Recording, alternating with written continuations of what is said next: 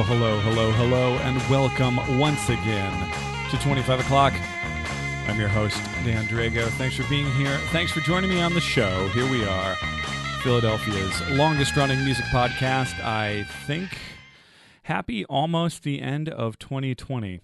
Not that anything changes at the end of 2020, but hey, happy almost the end of it. Got a great show this week. Got to talk to Susan Werner, who I probably would not have been able to talk with under normal circumstances, but because we're all digital, we're all streaming right now, and we're all meeting virtually, it was a heck of a lot easier to get it together. She has a new record out. It's called Flyover Country, came out earlier this fall.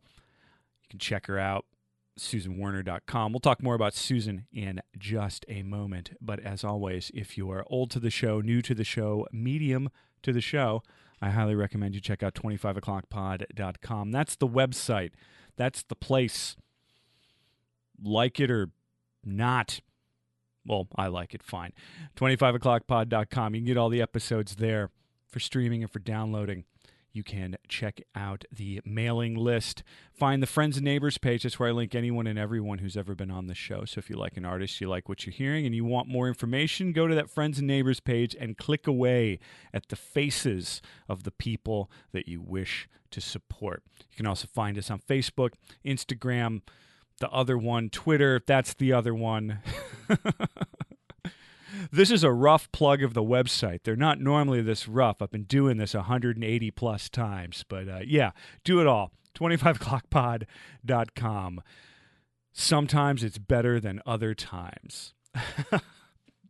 Anyway, been working on the year-end 2020 show here for 25 o'clock. Been working on it for a little bit. It's going to be a great show. It's not just me compiling a bunch of music from my brain. It's me talking to people. I've got some guests. I've got guest spots, and they all suggest some new music from 2020 that I had never even heard, and that's always a good thing. So that should be coming up before the end of the year. We got a little time. But it is coming, I assure you. Anyway, let's talk about Susan Werner. Like I said, new album called Flyover Country. Great record. Really delves into all the different flavors and varieties of country and Americana. And to the passing listener, you might not think there's too many different kinds of country. Like, how many different kinds of country could there be? And the answer is a whole lot. And Susan really gets into some of these styles right here. It's a really cool record. You can check her out, SusanWerner.com. That's WERNER, SusanWerner.com. She's been around for a little bit. We talk about all kinds of stuff going all the way back to her early days in the Philly folk scene in the 90s. She's worked with tons of people like Keb Mo, Rodney Crowell, Fernando Saunders, who we definitely talk about because I'm a big Lou Reed fan. And this new record was produced by Mike Brenner, Mike Slow-Mo Brenner, the amazingly talented producer and slide guitar and steel player. I got to get him on the show, too. I've known of him for a long time, but this record kind of flipped it over in my brain. I was like, I bet you could talk to Mike Brenner. So I bet you I could talk to Mike Brenner. But anyway, that's for a future episode. But that's what we got on Susan, other than a conversation. So let's get to it. I want to get to my conversation with Susan Werner here on 25 o'clock.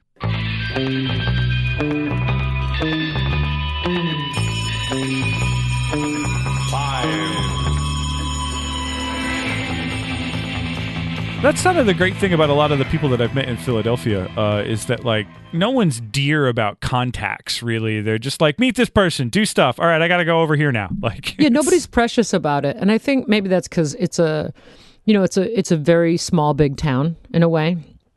Yeah, yeah, absolutely. And also, I think that in Philly, a lot of people feel like, hey, some people left us. People left and went to New York or LA. Like, we gotta, what's the Bruce Springsteen song? We take care of our own or something, right? The joy is, too, about Philly is that, like, there's this massive infrastructure of music and entertainment here, but we're not an industry town, and, like, so we have all the resources, but none of the over bloated business side of it, like in New York or Nashville or LA.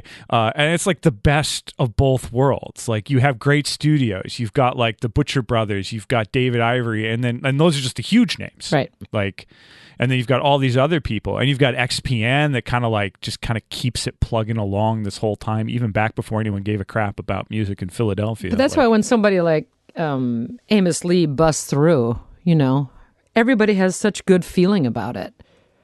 This is a real human being who's having success because they give a damn about the people they work with, Yeah, absolutely. Can you imagine the insanity that's going to break out on the other side of this pandemic lockdown? Oh my God, the city's going to be insane.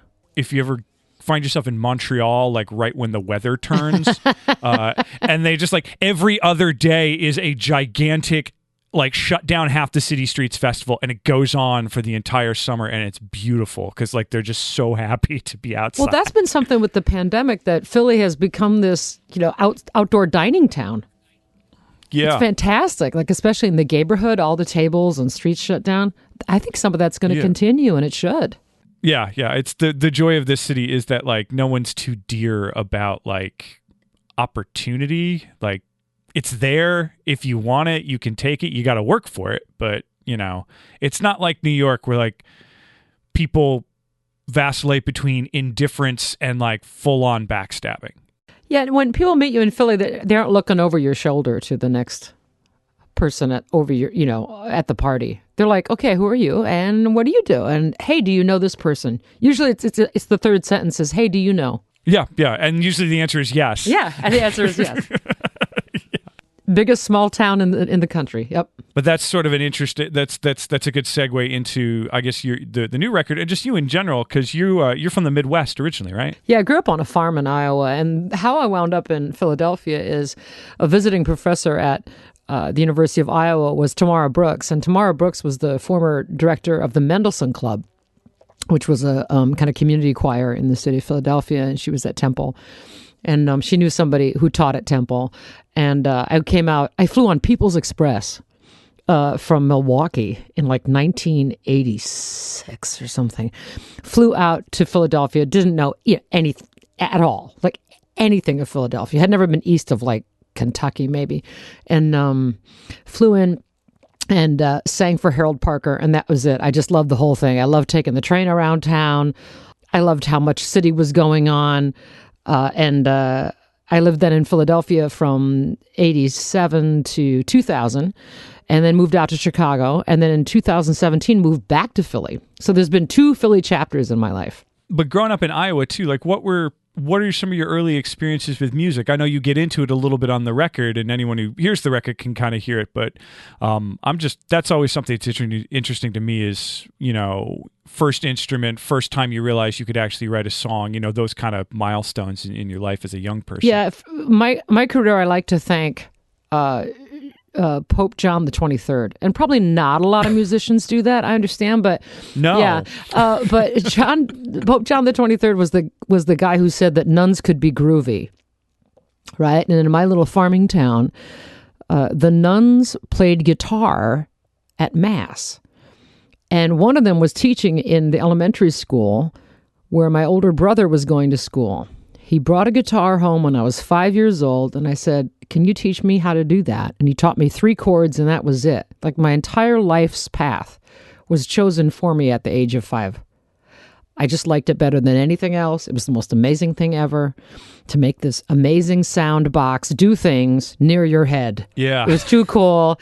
And I still, however many years later, I haven't recovered from the magic of it. And I hope I never will. I always joke, it's like, when was the point in your life where the guitar just ruined your whole, like, early, the whole idea of having a normal life? Like, it was gone. Like, I know mine was just like probably around 10 or 11 where I saw someone like play a blues lick, and I was like, I'd like to ruin my life doing that. And your parents will always regret letting you get out of the house to do that, to see that. Oh yeah, they probably took me to it. There you go. And you can't unsee it, you can't unhear it, right? Yeah, it's the whole don't let your babies grow up to be cowboys. Well, don't show them blues licks at the wrong age either. That's an especially vulnerable moment, don't you think? 10 or 11, like, oh. Oh gosh, yeah, and especially, I mean, I speak to myself. Like, I wasn't a sports kid, and I wasn't a particularly athletic kid, but I also wasn't, a conventionally smart kid either. So it's like, I was like, what was I going to do? And then, like, someone showed me a guitar, and then I heard the Ramones, and I was just like, oh, I'll just do this. This doesn't seem hard. Well, but it seemed fascinating, right? It seemed fascinating, and so you become, right? You become the thing you love. You learn how to do. I've always hated it when people say, like, oh, that guy, he's a dumb farmer. My dad knows so much about soil and weather. He knows about the thing that he needs to know about. So to say that somebody's a dumb musician, I hate that, because, we know about the thing we love and the thing we obsess about. We are experts, and nobody should ever doubt that. Yeah, no, that is true. People think that, like, oh, what'd you do as a farmer? It's just like, you just wander around and lift things. I'm like, well, it's a little more complicated than that. I was like, well, you gotta grow the things first before you lift them, I suppose. That's right. That's right. And in order to do that, you should probably be good at it, too. Yeah, you might want to know how that works, the whole soil thing, the whole dirt thing. It's a little more complicated than you think. Absolutely. So you've grown up in Iowa, and you get this guitar. When did you first, when did you first realize that you could write songs on the thing, too? Because that's always, like, sort of a brain-breaking time right there. Yeah, I was like 7 or something, and I was already writing little songs, and I didn't know how to do music notation at all, but I just made up my own little hieroglyphics to mark, a sheet music of sorts. It was all kind of baked in kind of early. And where did I see the other day? Somebody had a question on Twitter, like, do you think that you're born a songwriter, or can you learn to do it? And I replied saying, if you learn to do it early enough, people think you're born with it. Yeah, no, that's apt. Yeah, yes. And I was doing it early, and one of the advantages of learning how to play an instrument very, very early is you may wind up with the side benefit of having really good pitch. I'm not sure I have perfect pitch, but I have awfully good relative pitch, and it's because I can see a piano keyboard, I can see the key, and I can hear the pitch attached to that key. A lot of guitar players can see a fretboard and see where they are on the fretboard, 3rd fret, making a bar chord on the 3rd fret is a G. If you have a visual match to the tone, then you're much more apt to develop really, really good pitch. And you may have, as a guitar player, Dan, you may have exactly that. You can see the chord and you know what that's going to sound like. For me, it was all just like, and it still is, even though I know what the chords are and I know what the notes are and I know what the notes need to be like in an A major chord, it's still a shape to me. I'll still always be like 12 or 13, and it's like a hand shape. Well, there's upside down triangle, that's D. And then like the weird stretchiness of G, and then the slightly less stretchiness of C, like, and that's like, I'm 40 years old, and like I still think of chords as like, well, it's the shape. Like, that's brilliant. Have you ever seen anybody develop a method of teaching guitar that comes from shapes? I suppose you could, yeah. Because for me too, I also learned early on the sliding. Like, so once you learned your open chords, like, everything but your bar chords, which always, when you first start to play guitar, always the hard ones, like F sharp minor. If someone throws you a song with F sharp minor, you're just like, no. And this is before I knew what a capo was, so I learned from like learning how to play Over the Hills and Far Away by Led Zeppelin. I learned how to slide that D up and down, like that thing that Jimmy does where he's moving that D. And once I realized that, like, oh, it's G up around 7th fret, I was just like, oh, well, then why would I play the G down there? I'll just keep going up. And so, like, I have whole songs as a teenager written with just moving the same chord up and down. Yeah, there are shortcuts, but you didn't want to know what they were. Why would you? You already solved it. I love this conversation with you because you have what to me is like almost like an engineering brain or a math brain. And I love this about music, that there's a math component to it or corollary. You were talking about visual shapes or math. I love that stuff. I could just go on for hours and hours. You're talking about modes. I mean, I just love this stuff. And I can be fascinated, almost like people fix up old cars or architecture, something about this. I can be so dialed in on that for hours and just lost to the outside world. And I love that about music, that it has that capacity to just infinitely unfold. The deeper you go in, there's more math, there's more science, there's more engineering, there's more architecture. You would make my father happy by saying I have a mathematical brain right there. I do not believe that I do, but my father is a mechanical engineer, so he would. And I had almost no interest in any of the things he brought home and tried. But you applied it this way, right? And then have you ever swapped out your own pickups? Have you ever worked on your own gear? Oh yeah, and amps. Hello, and stuff like that's that. mechanical engineering. That all came from just like in the end, and probably from it's.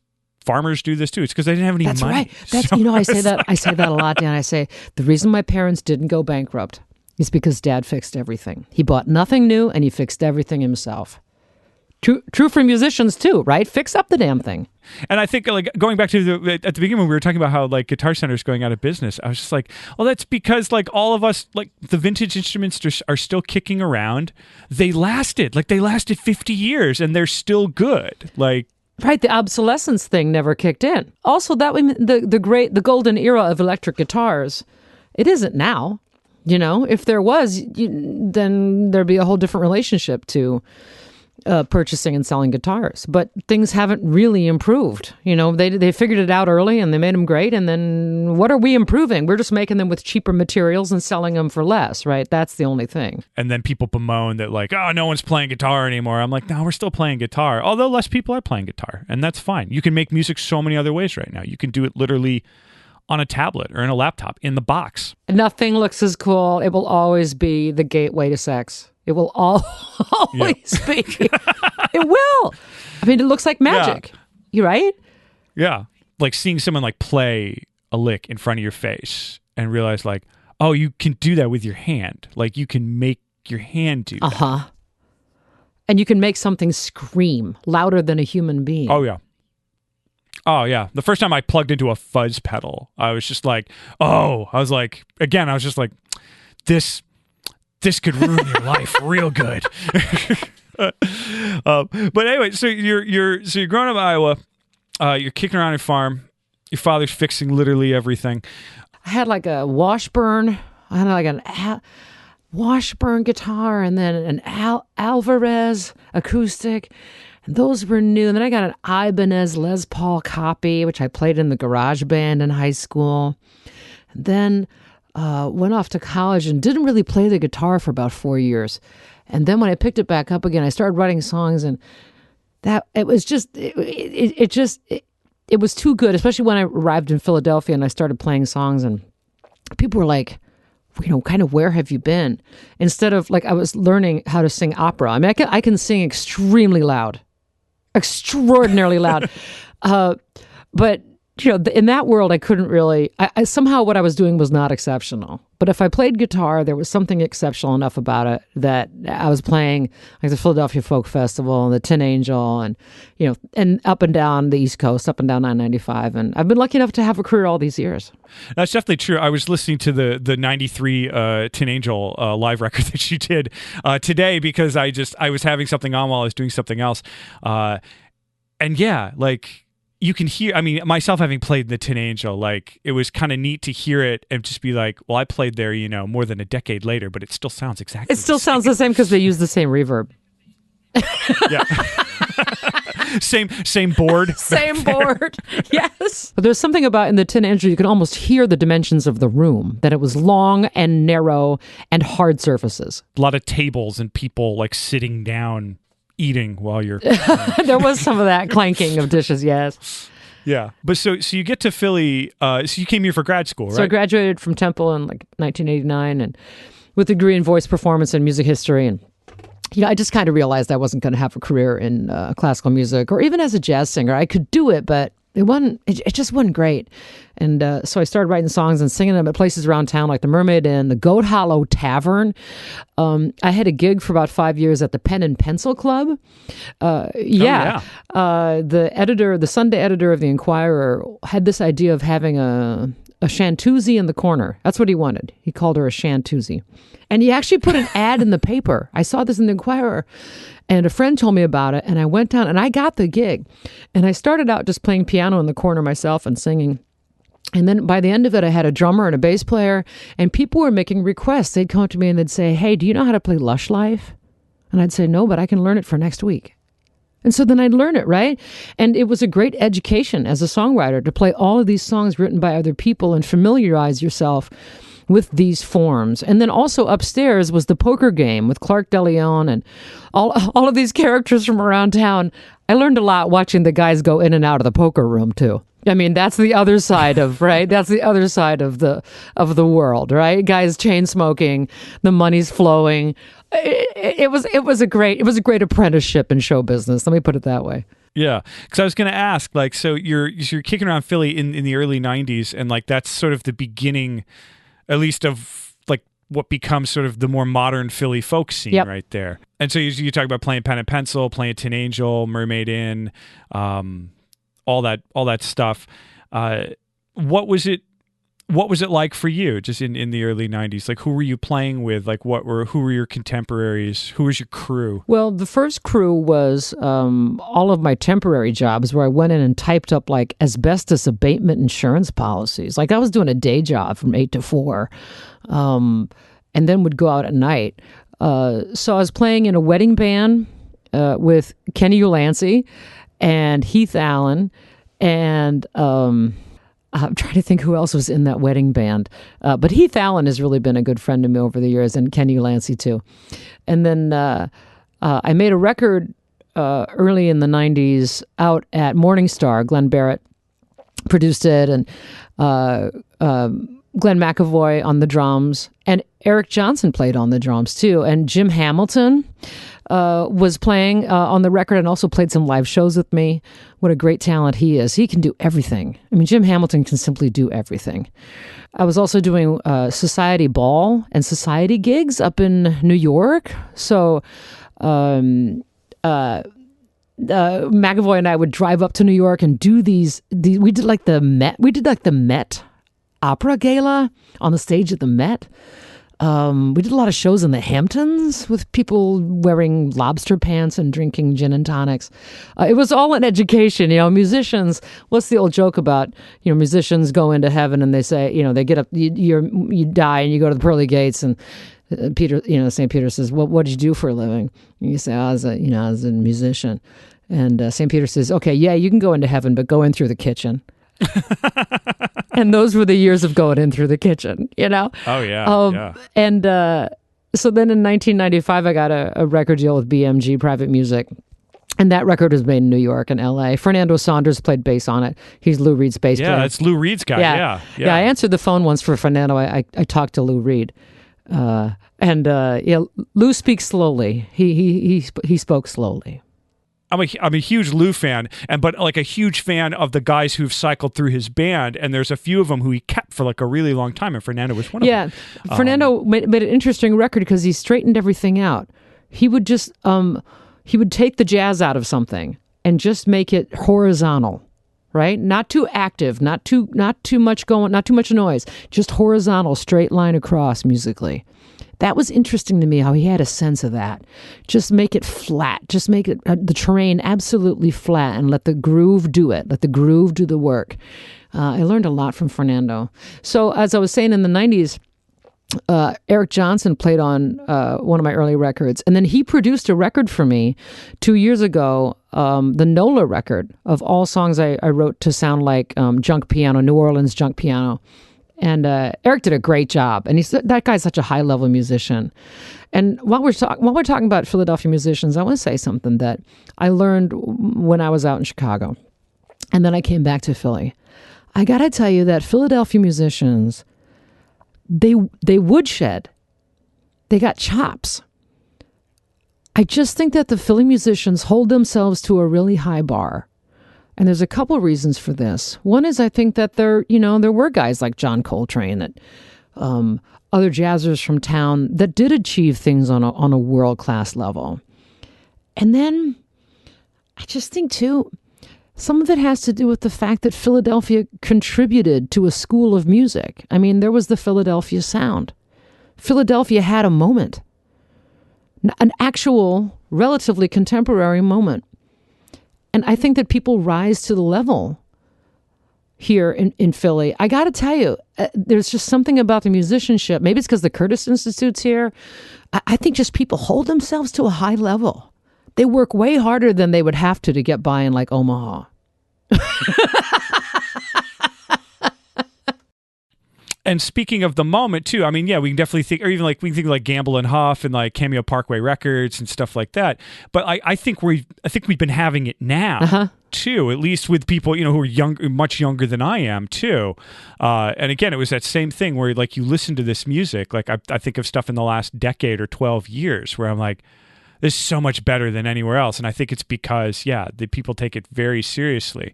And with like modern like indie rock and stuff like that, people think it's all, it has such a slacker vibe to it that you think that like no effort goes into it. But all my friends who work in that world are serious, hustling, like they don't sit for anything. I talked to somebody who was an engineer on a Jill Scott record, and he said we had no life. We had no life for like a year. Like that's how hard people push themselves. And I think there's another little anecdote I want to share with you about Philadelphia and music. So coming back to Philadelphia after living in Chicago for all those years, I noticed something, and it is that Philadelphians sing a little more than some other people. We'll sing like wow. And I'm talking about people working, like there were people at the airport, even just cleaning the floors late at night when I'm walking past with my guitar over my shoulder coming home, and someone's singing out loud, singing a song, singing a pop song from like the 60s, 70s, singing along. I think that there's this cauldron and bubble of music that happened in Philadelphia, near Philadelphia, even American Bandstand, that the cauldron never really cooled off. It's kind of great that Philadelphia feels capable of this. It's absolutely fantastic. And I want to make sure we talk about the new record and all the Philadelphia talent on it too. Well, of all the records you've done, because you've done so many records with so many different people, like we're talking like Fernando Saunders or Eric, what do you take with you after these? I call them sort of like creative encounters, and it could be anything from one session to making a whole record over a period of, months to like, just playing on and off with someone for years and years. Like, I'm always interested in like how people sort of cobble together the mosaic in their head from like all these encounters with all these other musicians. That is a really great way to put it, these creative encounters. And as I get a little older, I'm really grateful for those moments. And like in the studio with Rodney Crowell or Daryl Scott or somebody, you just pick things up off the side and you remember what was effective.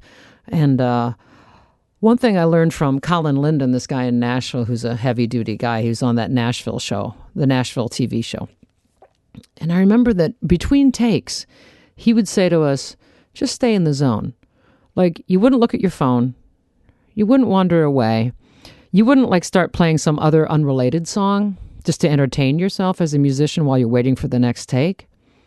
You would stay in the zone mentally of the song that you were working on. Even if it was the fifth take, you would just stay in the zone, and maybe you were practicing a part related to that take and related to that song, but you did not allow your brain to wander outside the studio to other concerns. And oh, interesting. Yeah, and just little things like that you learn over the years. You're like, oh. And here's another thing I learned from working with a guy named Crit Harmon up in Boston, and we applied that on this record, is to say the first 20 seconds is everything. No, it's true. The first 20 seconds is absolutely everything. And even you can tune the first 20 seconds of a vocal track and nobody notices what happens after. If you're out of tune, nobody cares. It's just the first 20 seconds.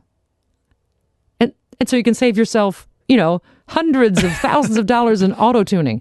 Oh, yeah. So much time and grief for later. Right, because nobody cares. They don't really care. They just got to buy the first 20 seconds and then they'll buy the rest. Well, Pete Rydberg played a mandolin part on this record that I needed done. And he played it and I'm like, can you suck at that more? Which is actually what we needed him to do, right? Mediocrity has its place. Yeah. It's like stop playing like you know what you're doing. Yeah, because you're drawing attention away from like 5 other things we need the listener to be concentrated on, right? Yeah, restrictions are a part of creativity, and sometimes the parameters. If we we draw the focus in tighter and tighter and tighter, and reduce the choices more and more and more, and you actually get a better result sometimes. They absolutely. Don't they call it like the terror of the blank page or something? Writers call it the terror of the blank page. Like you just panic. But then if you give yourself, the project I'm writing must have an Egyptian cat, right? A hurricane, and an orange Tootsie Pop. Well, there you go. Okay, there you go. Now, right? You just made something happen that is more likely to happen because these things have to happen. Yeah. I love recording in the digital world. I love recording in the box. Like I love being able to move stuff around later. But like, I'm so glad I wasn't able to do this when I was, 18. Like, I'm so glad that I had a 4-track cassette recorder, and that was just, what we had. Yeah. That was how we were. Otherwise, you go down the rabbit hole, right? I mean, it's not too many bells and whistles. You're just, what you got is bells and whistles, and you lost the human beings. Well, I definitely want to talk about Flyover Country. I've been listening to the record quite a bit over the last couple of weeks, and just the title immediately when I saw it, and of course, just sort of where our heads have been at for the last couple of months or the last 4 years, living in this country, of there being this schism between us coastal elites. Which again, if I'm a coastal elite, like someone owes me some money or something right now. Yep. But listening to the record, what I loved about it is that it was both a celebration and also like just a very kind of matter-of-fact, or your matter-of-fact take on what it was to, grow up in this middle part of the country that is, especially now, like highly misunderstood, I guess is the word we could use for it. It has become something we all have to wrangle with. I mean, the country being built as it is politically, where rural America has an outsized influence on our politics. Then there's aspects of that even if you're a city dweller, it's just how it works. It's just how it works. The album began as kind of an experiment in writing songs, crafting songs in the style of traditional country, like really going at it, listening to Bob Wills and Willie Nelson, and trying to get closer to those song styles and stay really within the tradition. And then the songs began to come out, some of them as an entertainment, but some of them seemed to want to do a little more work, like to tie my rural upbringing together with my life in the city. And there was a lot that came along with that seems to speak to not just me, but to many people who are putting something together and integrating something about themselves. One other thing to say for people that come from rural America, even if we live somewhere else, there are many things about how we grew up that we keep because we love them. We don't discard them. And to be able to reclaim them, to talk about growing up in a family that sang, in a family that went to church, maybe some of these things we keep, or aspects of them we keep, and to make room for ourselves to include those things and keep those things with us is part of what it is to be an adult and to be a put-together adult, is to acknowledge all of these things. Because I grew up a similar... I didn't grow up rural, but I grew up... I always say I didn't grow up in the woods. I grew up woods adjacent. In the Rust Belt, like in the 80s and 90s. So like that sort of shaped what I am. But the idea of like going to church and singing, for so many people, like that's where you get music the first time. It's how so many Americans learn music. And, country music, the tradition of blood harmony, singing with your relatives, those are my people. My mom sings like a bird. And when I went back for the Iowa caucuses in February, I actually went to Mass, and I'm not a churchgoer, but I went because I wanted to see my cousin and his wife who sing in the choir. I wanted to see some of my best friends from high school, from a family of 14 kids, Catholic. And, 9 of them go to the 11 o'clock Mass. I want to see them. So I went and I took my mother, my father, my mother on my right, my father on my left, and we're all singing. And to sing with these voices in your ears, this is really super powerful. Growing up, we would go to my grandparents' house for the holidays, 6 kids, 2 parents, and we would all sing, and we would spontaneously harmonize. We just did. Until I was 7 or 8, I didn't know other families didn't do this. But with this record coming together, and I went back and listened to Hayseed as well, and realized there was a lot of similarities in your subject matter and all that, because you seem to be writing about kind of the same general places, but with fewer specifics in Flyover Country. It's a little less autobiographical and a little less comedy, right? A little less hee-haw, if you will. I wanted to capture my parents' sense of humor in Hayseed. But in this one, I really wanted to do something about country music and be near the tradition and to see what would happen. And I was so surprised with this record. I had intended to make it in Nashville. And so I talked to a couple of producers down there in January and February. And then when the pandemic hit, it became apparent that no one was going anywhere.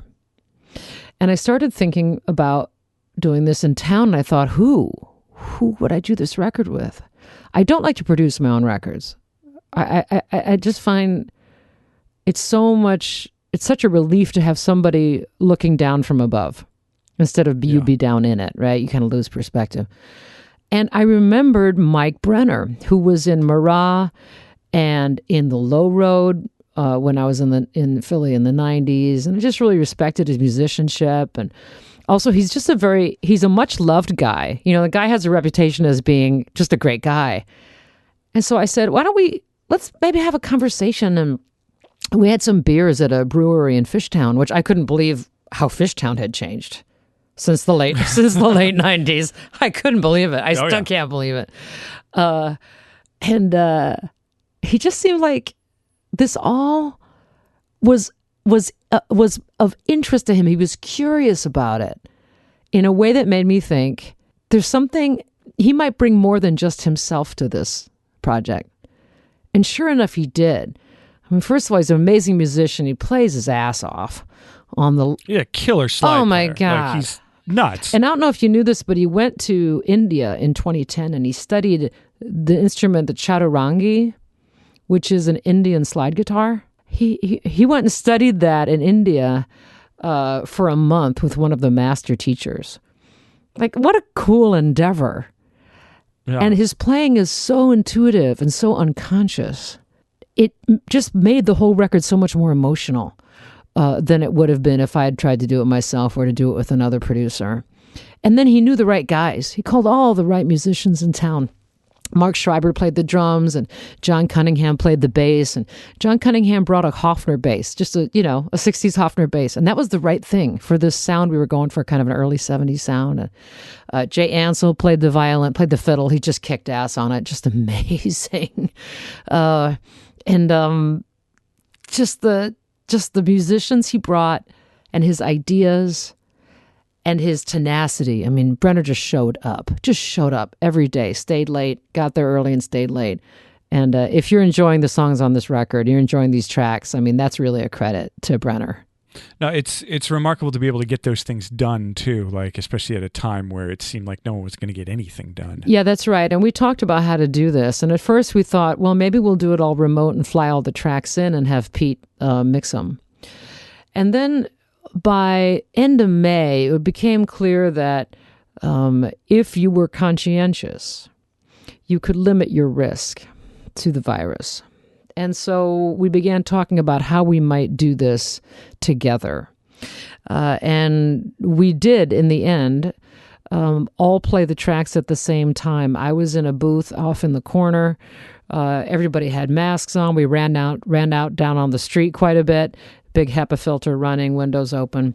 And we came away from the project, no virus, and a great record to show for it. I was happy to see that some of the bigger studios, and when I mean bigger, I just mean simply with more room, studios were like really figuring out how to do it, but like not just being like, okay, we can do it, so everything's fine. Like still, like it was such tiny baby steps. I had a long conversation with the folk at Turtle about like how they were starting to figure it out as well, because there was no one was going to tell you how to do it. Yeah, there was no help, and there was no help from the EPA on best practices of how to record a record.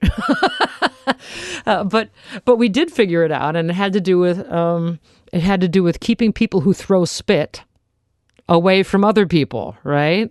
Singers are dangerous. We did not have a trumpet player on this record, but you can imagine how lonely brass players are right now. My God. We're the ones who can create great excitement, right? Great excitement, great human excitement.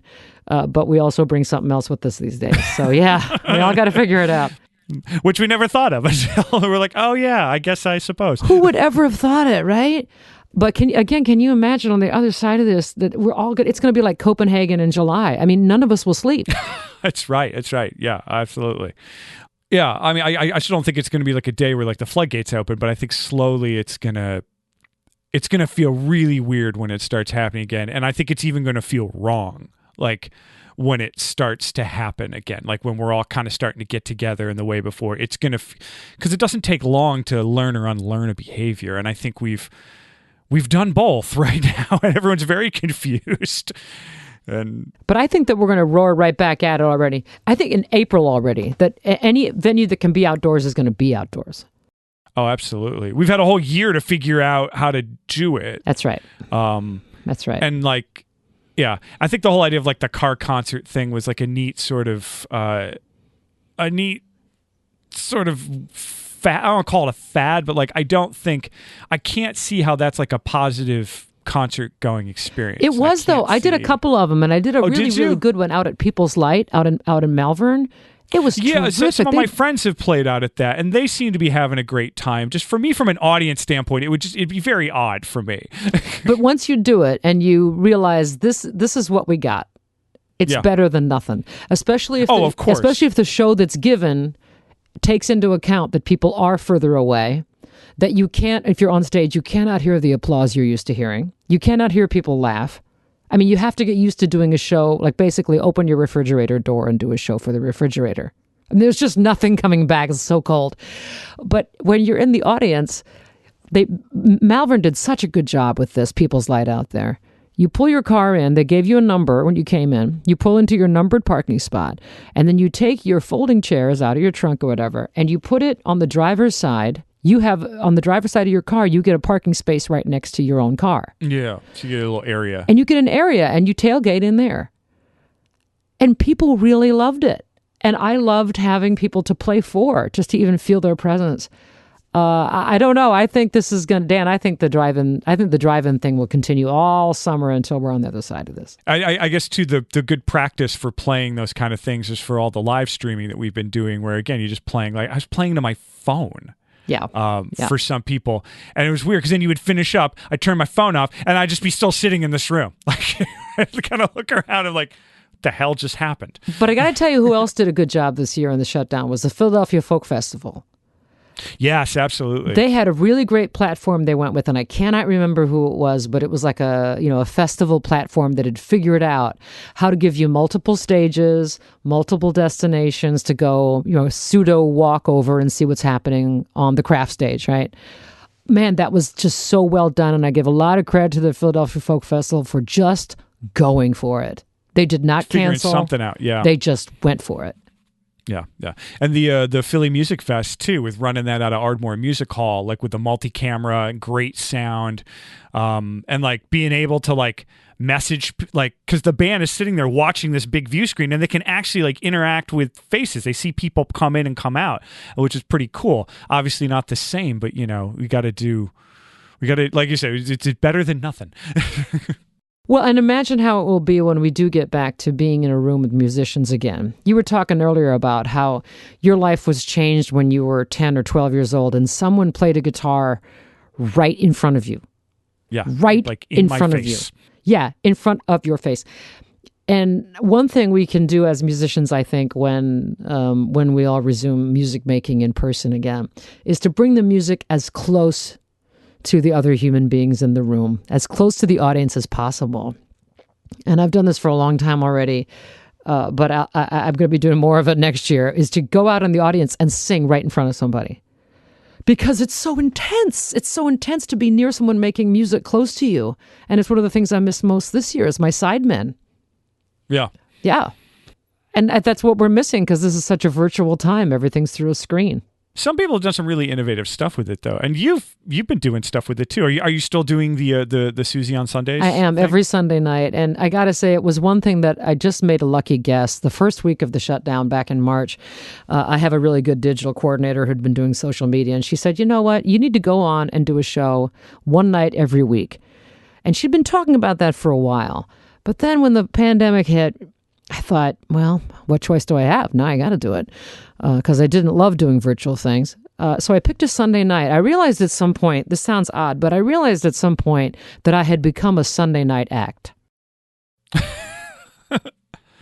get that. Like, I get what that means. Like, even though, like, I'm like, you can explain it to me, but like, I just I understand what that means, right? Yes. Because I'm at 40, I'm becoming a Sunday night, an actor or whatever, just a human. I'm becoming a Sunday night human. Yeah. Because when I was younger and, had major label record deals and such, of course I was a Friday and a Saturday night act. But there was a moment that you realize, some of what you're doing appeals to your own legacy, right? Speaks of your own legacy, songs you've written 20 years ago, maybe. But then also, my thing is fairly friendly. It is. It's fairly friendly. And there was something about doing a Sunday night show that seemed right. And it has gone so well. I got to tell you, I'm having kind of a crazy good year because I'm not buying any airplane tickets. There are no hotels. And you can just stay home and prepare a show every Sunday, a different theme every Sunday.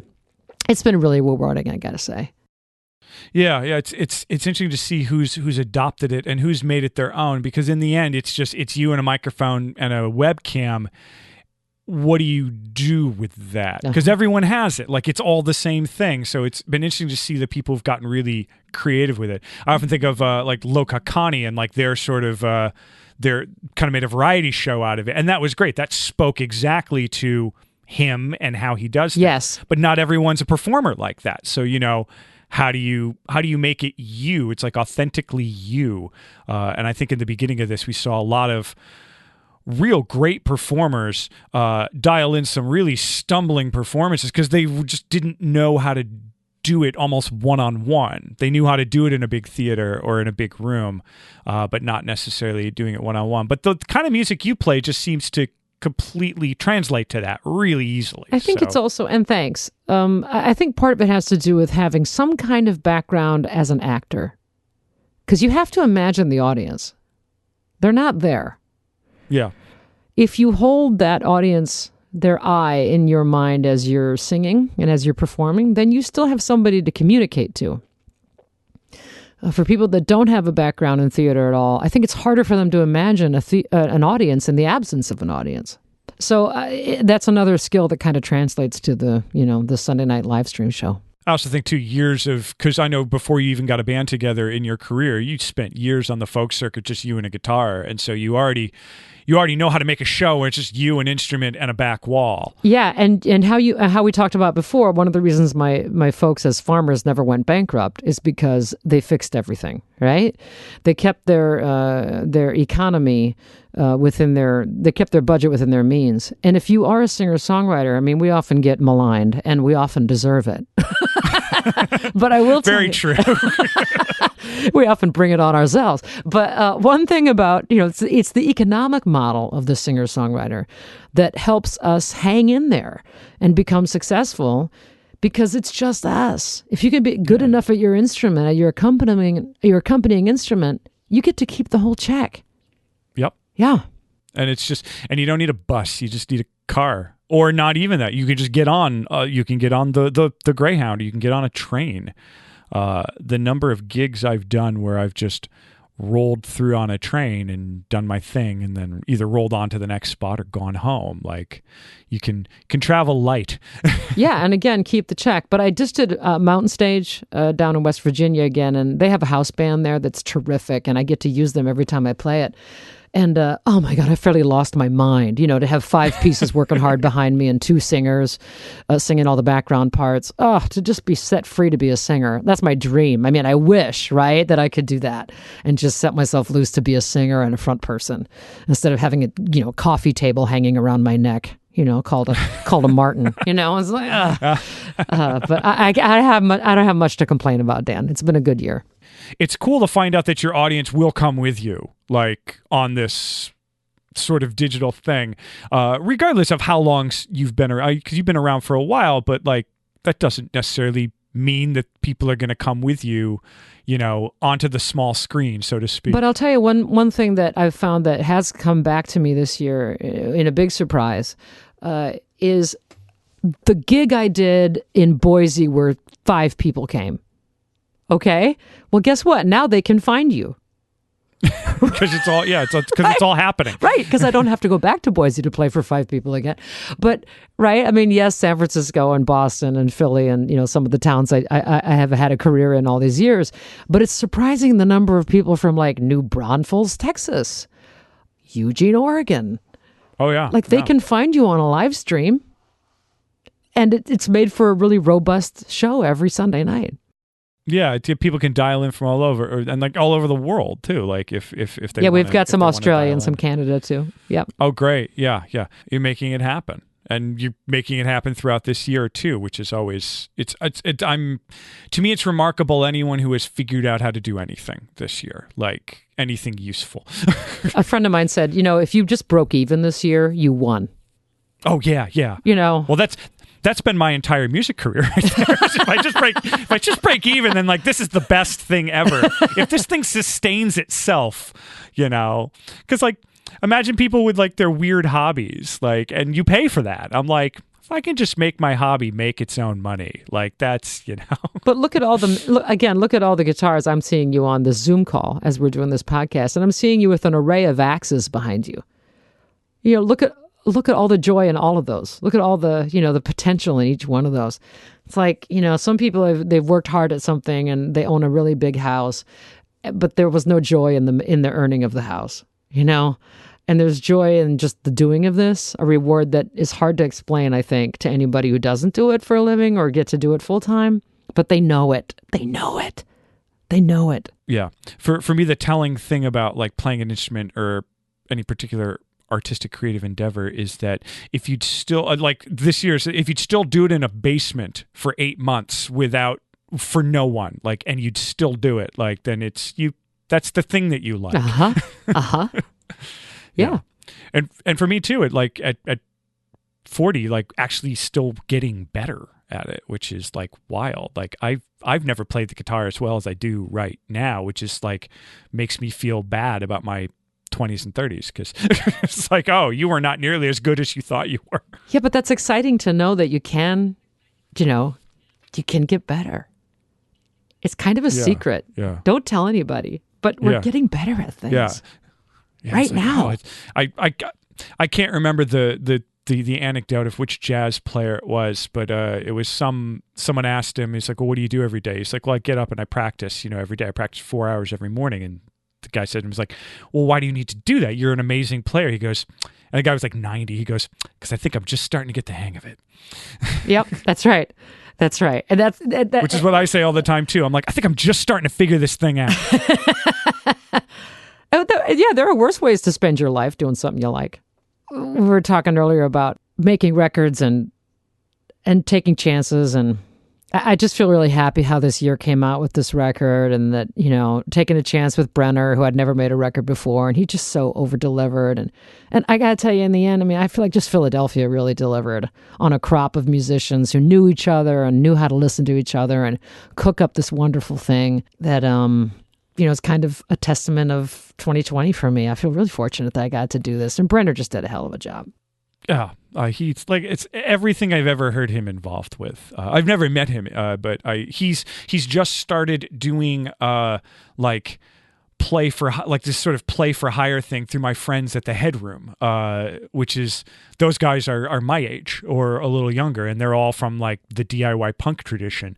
But even they, like, that's the great thing about Philly. Like, it doesn't matter what tradition you're from, what genre you're from. Everyone kind of, those of us who hang out in the music community, like, we don't care what you do. Just, do you do it well? And is it like genuine? And then we're into it. That's it.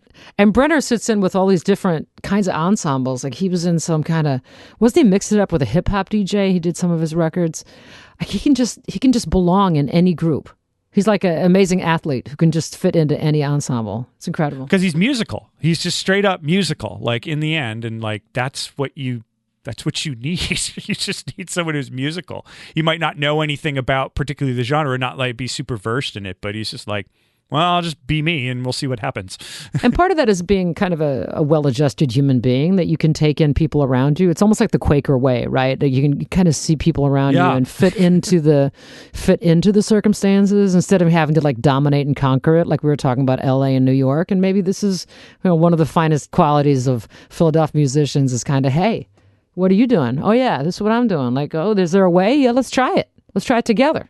Well, Susan, this was great. The record's outstanding. We'll all meet again some sunny day, you know? Yeah, we'll meet outside on the street, and then we might be able to go indoors. Yeah. I'd even settle for like being able to like hang out on the street for an extended period of time, like closer to each other than 6 feet away. Like that would be a good time for me right now. I look forward to that. Let's meet at a brewery in Fishtown. We'll call Brenner and we'll sit within 2 feet of each other. Awesome. Thank you so much, Susan. We'll be together till the end of time. 25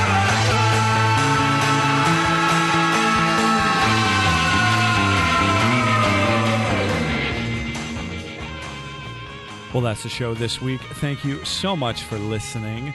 Thank you, Susan Werner, for taking the time, for chatting. Great talk with her. We had a really, really good time. And great new record, Flyover Country. Check it out at susanwerner.com and anywhere you get digital music. It's there, anywhere.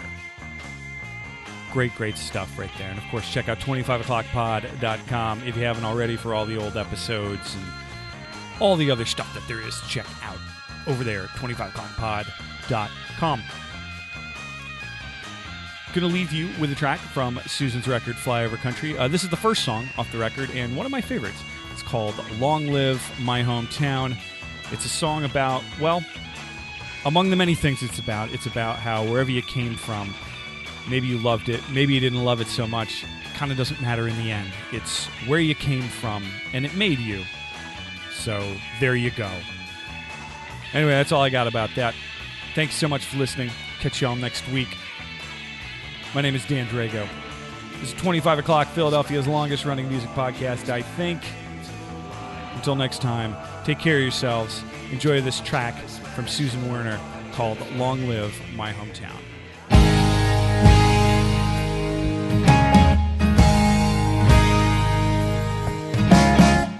2 stoplights, 4 churches, the farmers and merchants, 3 taverns, 1 river, post office still delivers. You might drive by it on the interstate, and all you'll see is just the Super 8. Long live my little hometown so dear. Long live my little hometown. Live another 100 years or more. Live another 100 years.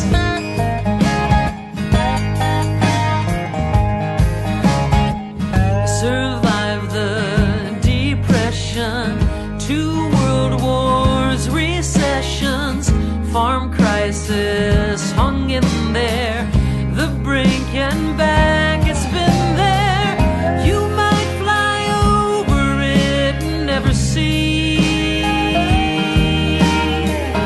but there's a world there means the world to me. Long live my little hometown so dear. Long live my little hometown.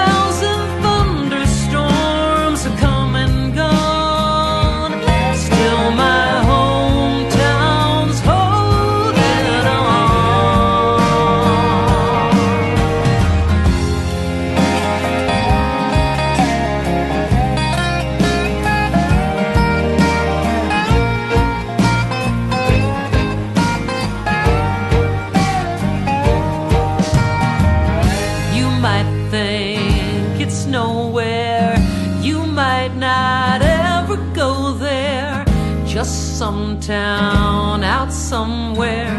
Unless, like me, you're from there.